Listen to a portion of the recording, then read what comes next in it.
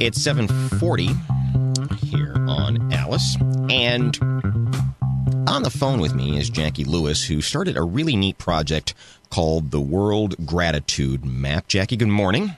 Good morning, Johnny. Glad to be here. Well, good to have you on.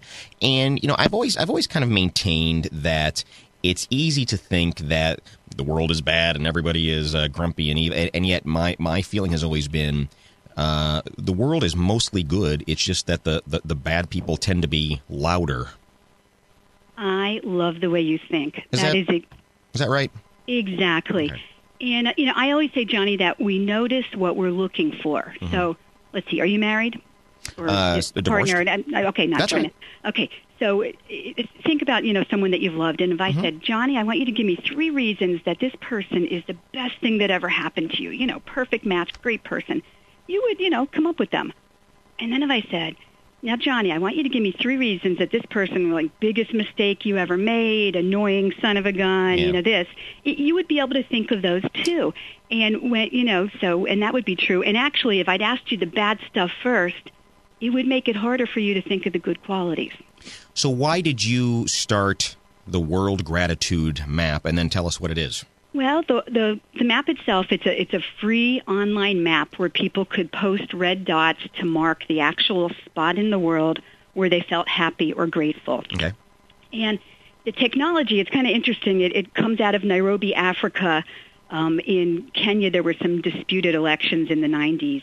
And afterwards, they were trying to track this. So they took all the tweeting and email and superimposed it on Google Maps to come up with this map of where all these bad things happened. These red spots of turmoil and violence and dishonesty. So my partner, Dr. Rose Cheney at University of Pennsylvania, works preventing gun violence. She's the director of the Firearm Injury Prevention Center there. And she said, there's all these maps with these red dots that show all these terrible things that happen.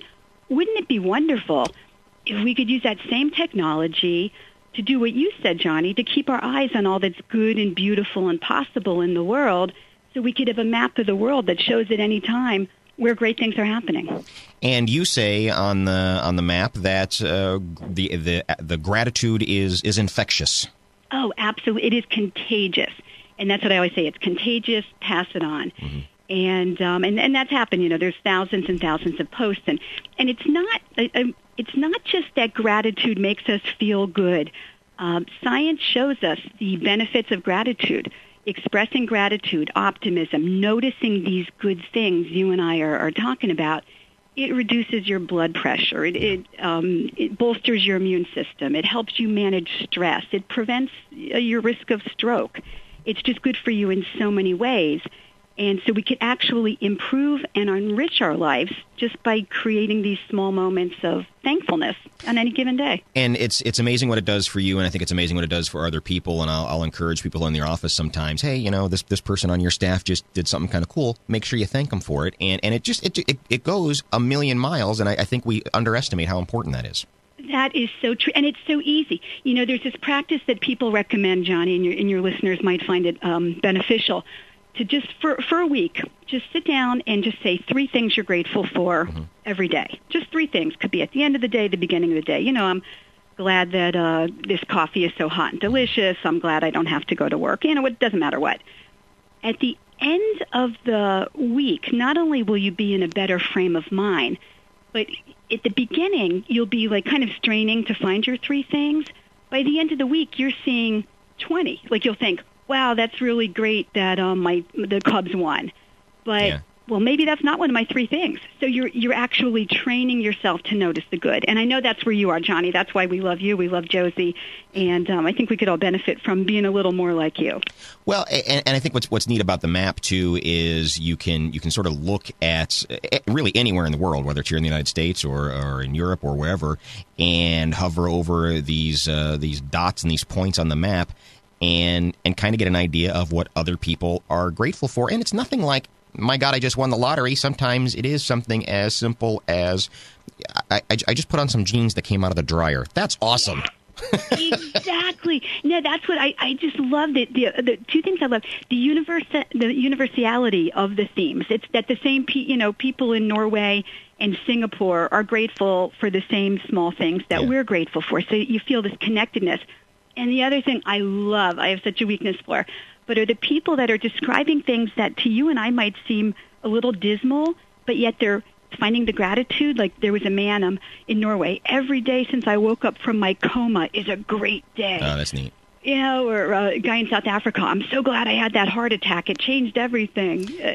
And I love that because any fool, like what you said, you win the lottery, of course you're grateful. Yeah. But to find the good things amidst all the nonsense, that each of us go through every day. Life could be hard work. Always going to be there, yeah. Yeah. And one just popped up from Destin, Florida, where a person said, "I had a great night of sleep. Usually, I have trouble sleeping." And I think I think it's neat that person just took a moment and said that was kind of cool and absorbed it for a second, because I think these things can whiz by us and we don't even know that they're happening.